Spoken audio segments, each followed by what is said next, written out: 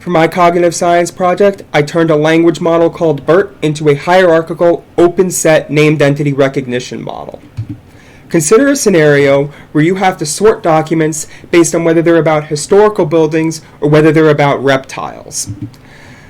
A very smart programmer might train a classifier to sort these documents.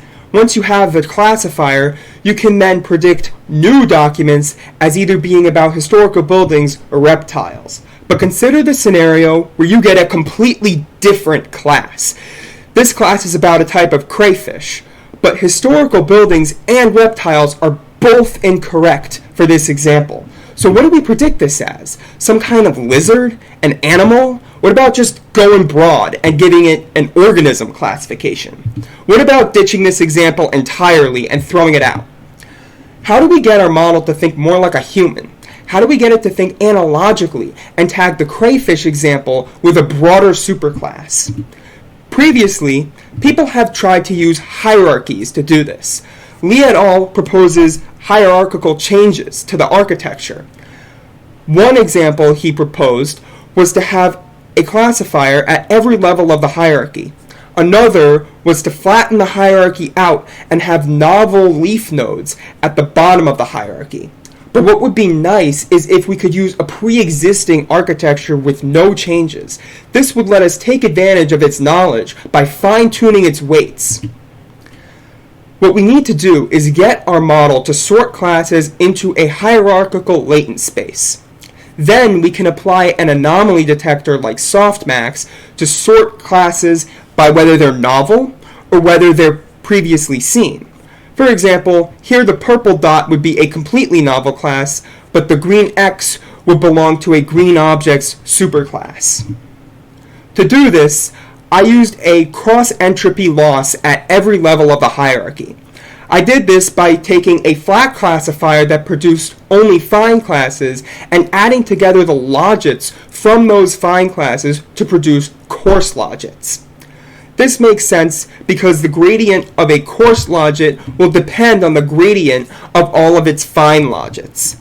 Once I had this, I was able to fine-tune a pre-made language model called BERT using this loss function to make it hierarchical.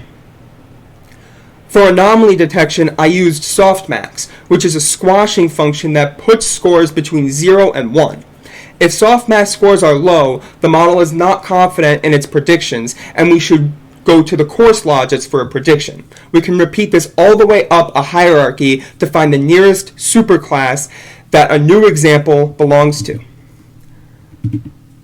To test the hierarchical model, I use FewNerd, which is a fine-grained named entity recognition dataset, except I took out 5 random classes to serve as novel classes.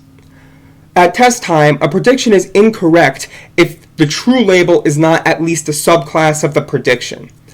To find accuracy, I took 1 minus this number.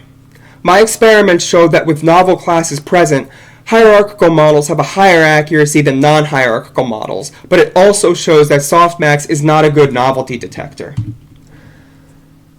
Here, the hierarchical model has an accuracy of 88% at test time when you include the novel classes, but the non-hierarchical models have an accuracy of only 83%.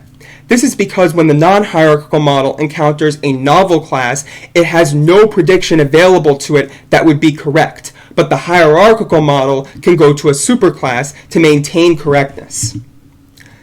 Here, we show that softmax is not a good novelty detector.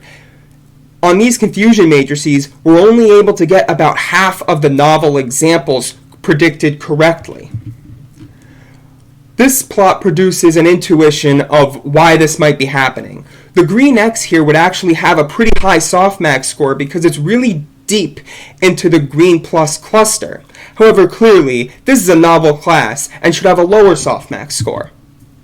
In conclusion, we were able to produce a hierarchical model that had a higher accuracy than a non-hierarchical model when it was tested on novel classes that the model wasn't trained with.